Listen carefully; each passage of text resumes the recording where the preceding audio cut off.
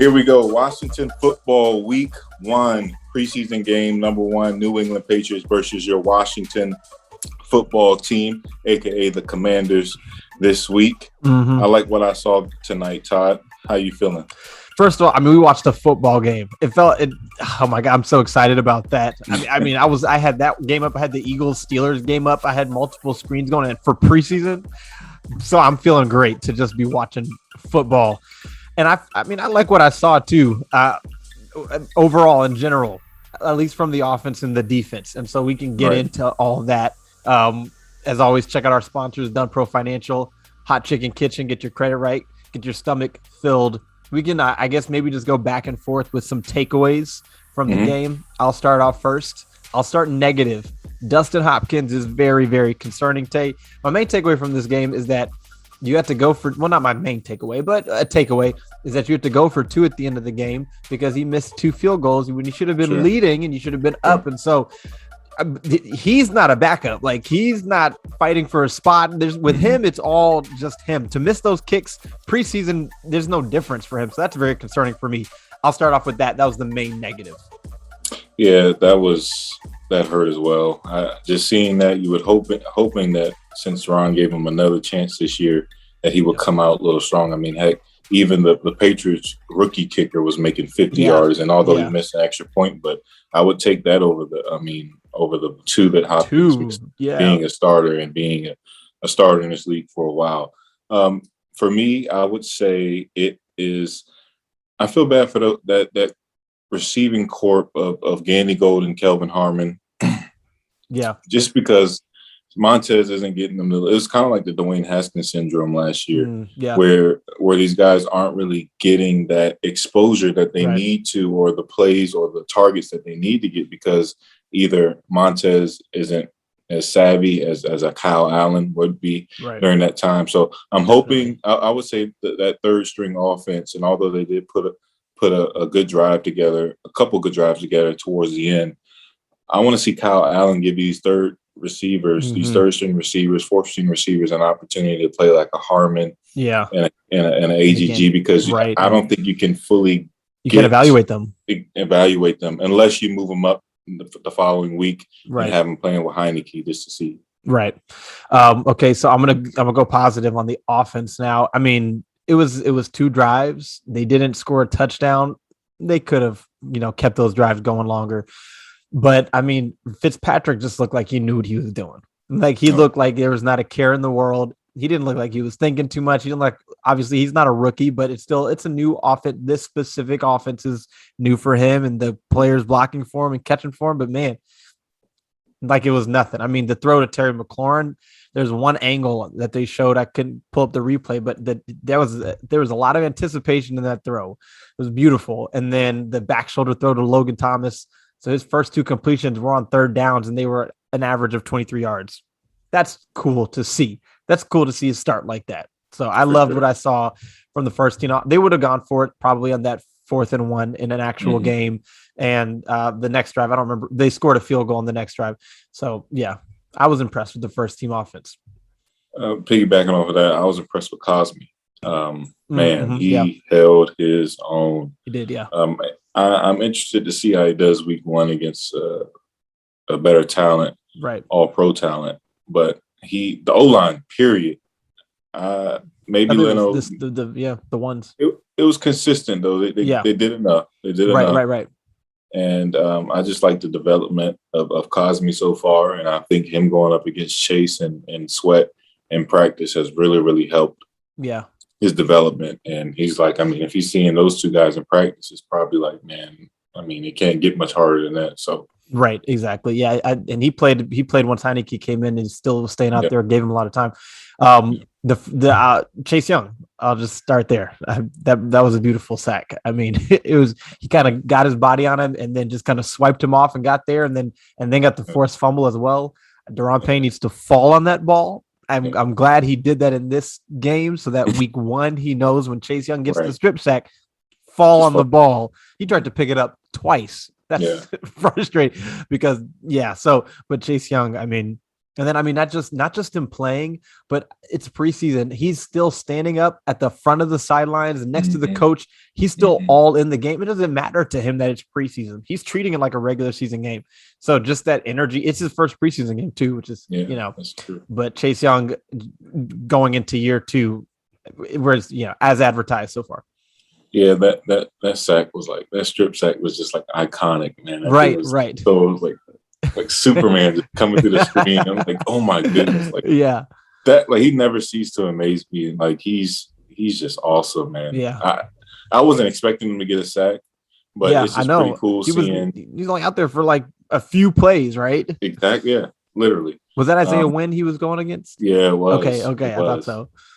And it's just cool seeing like all the national pundits, Matt Miller, Yeah, just yeah. Josh and Norris and Josh yeah, Norris and all these guys. yes, Just like, so he's definitely a superstar yeah, already in his second year. So right. defensively, I would like to say Landon Collins. I mean, he didn't do bad. I mean, he looked like he belonged out there. I wasn't. Jamin Davis didn't really stand out like I was hoping. Right. I don't know whether if that was scheme or they try to not do a couple things, not show too much. Hopefully next week he'll be thinking less. Yeah, I think Not he's there. thinking. He's thinking a lot. Yeah, I didn't see him running around like I wanted him, but Yeah, he's not next acting on instincts yet. Holcomb looked good though. Holcomb looked good. Yep. Which is a good segue into John Bostic, who didn't look so great, right? Who kind of is looking like a liability on defense, in a couple drives, take it for what it's worth, but he kind of just looks like how he looked last year. And nickel, they had Holcomb and Bostic on with Davis off. Mm-hmm. But I think ideally you'd love for Davis and Holcomb to be on and Bostic to be off, because for Bostic, I think up here it's all great. I think he's good there. But physically, if there's a crosser and he's in that zone, and then the crosser is going past him, and it's going to be a first down instead of a 2nd and 7. Right. I'm going to say tackling was kind of questionable for me. Yeah. I do want to see more in terms of tackling physicality, like you said, Tay. They're still getting into shape, so that's okay. But that's something that you want to see improved on, because you kind of saw that second drive. A holding penalty kind of bailed them out. And I mean, it was Chase Young, but the tackling was not so great on that second drive. I want to see that cleaned up before week 1 of the regular season. Yeah. Ben St. Juste looked like he was on the outside, and he didn't play in the second quarter as some rookies. So I think that may give us a clue, and they plan on using him a lot. So I think he looked at the rookie class, man. I think Ben St. Juste looked very, very good. For what I saw, I think he had a PBU. Yeah, PBU. De'Ami Brown. Right. He looked good as well. Huge, man. He reminds me of AJ. AJ Brown. Yes, a little bit, just up top. I'm telling you, he keeps going back and forth for me. He looked big, and he looked big in college. And then I saw clips of him in like practice and OTAs. Yes. He didn't look so big, but then at camp he looked. I think he's just big. I think I said it on the Friday Night Football. I saw him next to Cam Sims, and he looked about the same size as Cam Sims. I don't know that he is, but it wasn't a noticeable difference. So I think he is I think AJ Brown is a good comparison in terms of look. He does look about that size. Mm-hmm. And I mean, like you said, with De'Ami Brown, it was the quarterbacks not giving him real opportunities. He won downfield on one, overthrown by Heineke. Heineke missed him high on another one, and so he didn't get some. And he had a couple, catches underneath the slant, but he didn't get his chances, and that was because of quarterback. But I'm not worried about that. He'll definitely get his opportunities. Jaret Patterson, I think he was, of all the young players, he was the star of the show tonight. As a running back is easy. Like, running backs can shine most easily in preseason, right? Because of the opportunity and then who you're playing against and whatnot. But I mean, he looked good running the ball and catching the ball. That one catch he had and going to the ground and bringing it in. And also, I'll ask you, real or fake, Jaret Patterson getting his time before Jonathan Williams and Lamar Miller. Is that real? Is that something worth reading into? Is it fake? Is it just preseason? I think it's real. I think it's real. With Patterson, for me, I think he showed tonight that he can take those reps that Peyton Barber had as far as getting, because he's so small, he can get into those little crevices. go through people's legs. Yes, go literally. Yeah. I mean, he was picking up those short yardage. Like, I feel like he could replace Peyton Barber and even break some of those. Yeah. Just do more with him. I think he'll be durable. I think he's just a stout. It almost sounded like you said you think he'll be adorable. No. I mean, he's so tiny. I mean, like, right. He would hate that. But no, he does. Yeah, durable. Some of those really small guys, they seem to have good durability. I think they're just built so firm. Yeah. Like in JD, Darren Sproles wasn't as he was, but that was different. But Patterson is firm. I mean, his thighs. Yeah. I agree with that. Samus Reyes is another guy who I don't think makes his roster, but is still on this team, practice squad or otherwise. But I'm rooting for him. His 2 catches, he brought him in, bobbled both of them. Like, you can tell he is focusing hard. He is learning from scratch how to play tight end. Yeah. But for it to be his first ever. I liked it. Like I said, I want to see how he is by the third preseason game. Right. I think he'll be very, very good. I think, like you said, it's all learning experience. John Bates. Yeah. You saw him. I think kind of doing what he's going to do, which is just be that guy who catches the ball. You saw him early. Block. Yeah. So I'm kind of calling into question the tight end, I guess, competition now again, because maybe last week I thought Hemingway is your 2. Hemingway didn't look so great tonight. No way. Seals Jones probably looked better, although Seals Jones is built like a wide receiver. He is. He is a receiver. And I'm starting to think maybe Bates is your 2 again. And I'm not sure between the Seals Jones and the Hemingway and even the Reyes. I don't know that there's significant. I mean, Reyes is probably at the bottom of the 3 with the most potential. I think Hemingway, for him, it was kind of felt like it was more about effort or just, I don't know. Yeah. I don't know. What do you think? I mean, from what I saw tonight, I think Reyes makes it over Hemingway. What about Seals Jones? I don't think he's better than Seals Jones. I think Hemingway is at the bottom. Yeah. I think it's obviously Logan, Bates. Yep. Seals Jones, and Reyes.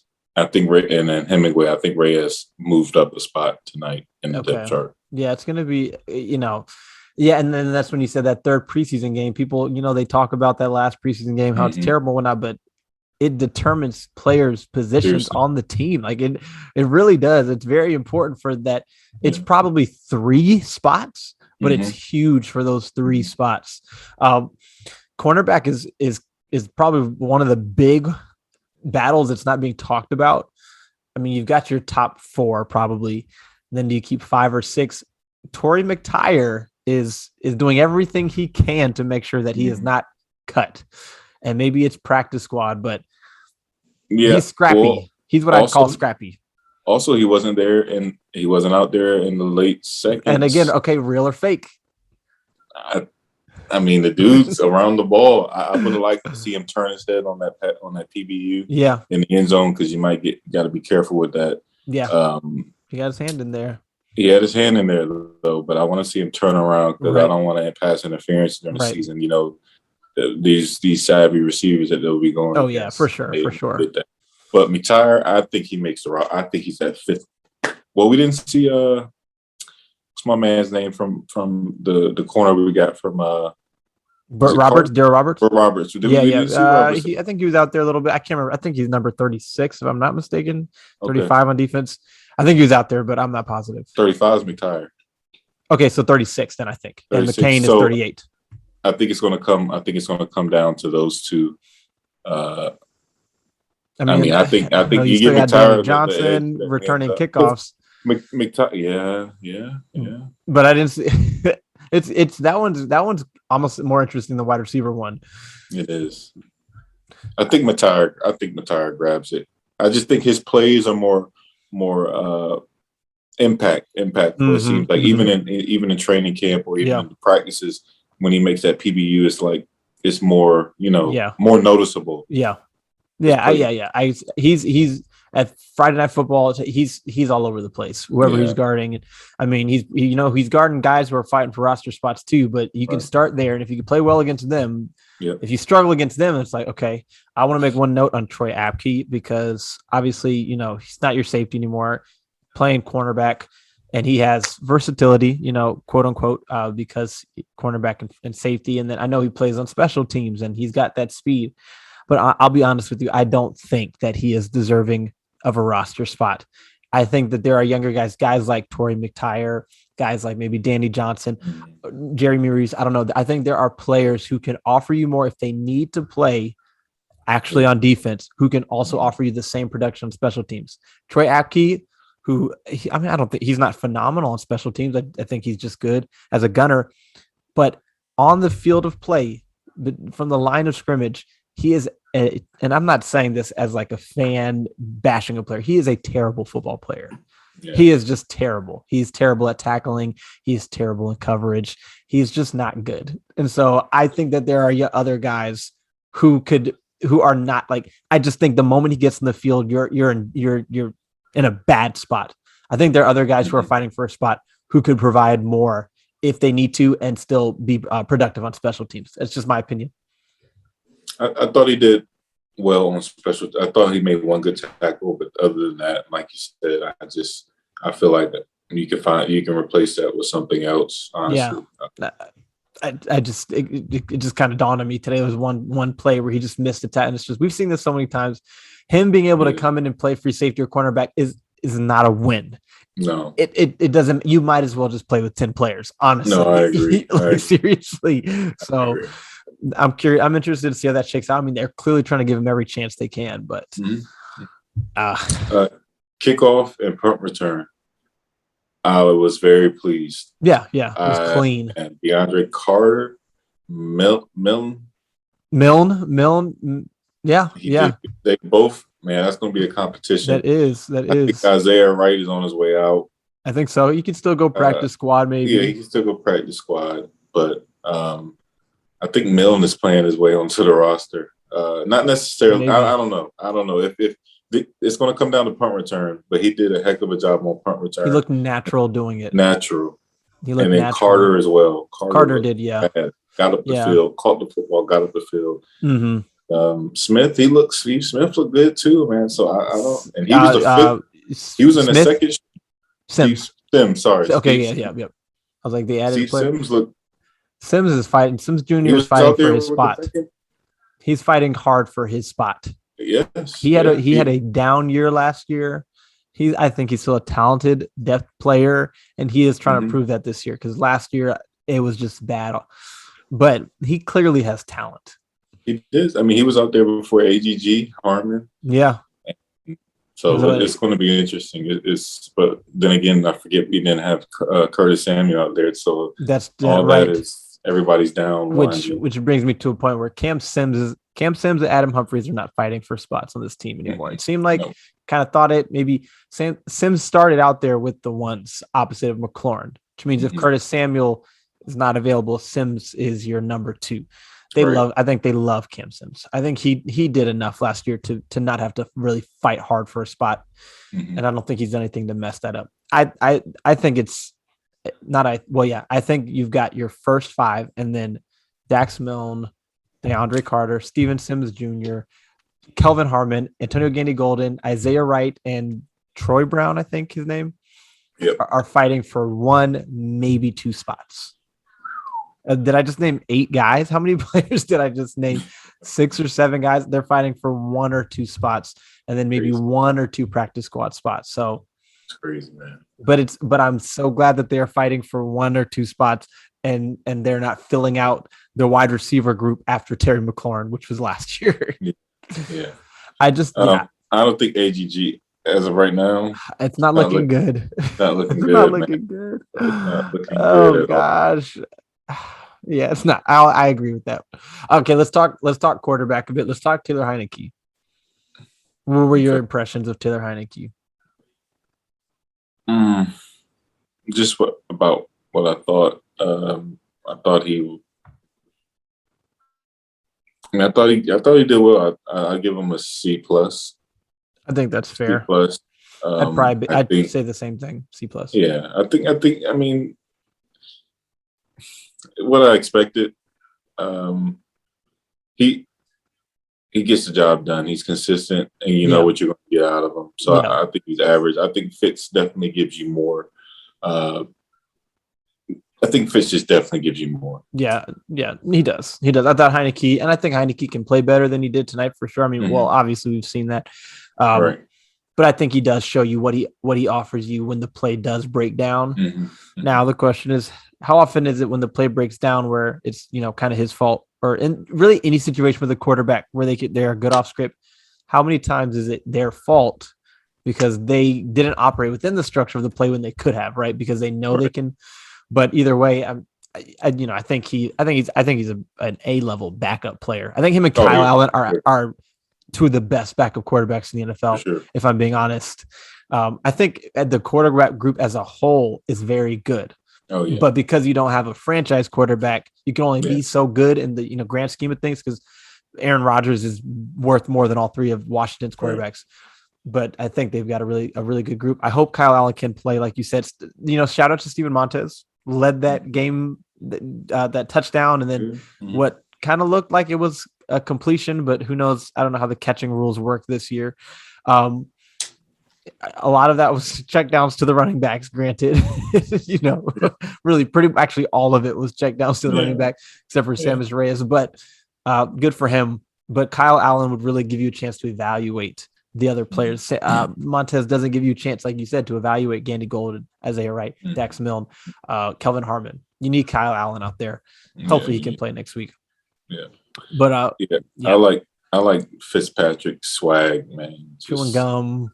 I just feel confident with him. I mean, I don't know why, but it's just like, he's a cool dude. He's just like, I agree. But he has so much swag and just calm, man. Yeah, he just looks. He just knows how to play quarterback. He gives me like Aaron Rodgers vibes as far as like obviously not talent wise. Yeah, but not that level of just player, like the swag. Yeah, that's the thing. Even when he throws interception, just because he knew what he wanted to do, he just shouldn't have done it. Like a number of interceptions he throws, he's like looking it off, and then he just throws it. But then someone's there, and he's like, man, But he knows how to play quarterback. For sure. So I'm excited to see that week one. Chargers are not playing their starters. Yes. Justin Herbert's not playing. And so, I mean, that's an interesting decision. First year in their new offensive system, we'll see. But, man, we've got exactly 31 days, exactly 1 month, September 12th, week one, exactly 31 days. So, we've got it's going to go by fast for sure now. Yeah, it will. Another preseason game, and then you've got 13 days, and then boom, there we go. Yeah. So, Ed, do you have any other thoughts? I think I covered everything I had, seeing as much as I could, trying to watch everything all at the same time. Yeah, I think I was very pleased with all three strings of the O-line. Okay. I think we have some really good depth there, and I'll say one thing on Heineke is I think he was under more pressure than Fitzpatrick. Fitzpatrick was kept clean. Heineke was under a little more pressure. Jaden McKissick is a liability, pass pro, but I just wanted to point that out. And I'm excited to see more of De'Ami Brown because he kind of showed you a little something. So I'm ready to hope they move him up next week and get him on the field with Terry. It would be cool to see that. It would be cool. Like you said, yes, that'd be very cool to see. Have him up there with the ones. Yeah. See what he can do. And Terry McLaurin is Terry McLaurin. Gibson, those guys. Logan Thomas. Yeah. Number one is looking good. Number one is looking solid. Yeah. Offense is looking best week one preseason offense. Oh man. Hands down. No penalty. Look, what about the penalties? Right. That's another thing. Penalties. That's another thing. Yes. Clean game. Clean game. Yes. Oh my goodness. Mm-hmm. Yeah, I think in the first half, maybe only one. Yeah, it was a clean game. So I wonder if they'll play maybe a half next week or something, just to get more. I don't know if you have to do that, but yeah. All right, we'll be back talking about next week's game. I guess next week we'll talk about some other stuff in between for sure. I want to do another it's Commanders week. We got to do that. I do want to do another Wolves episode to give both of them even more feel than we have. So we'll do that. Yeah. Other than that, it was great watching a football game, preseason or not. It was great. It was It was so much fun. So we'll talk again soon. This is Todd. This is Tay. See you.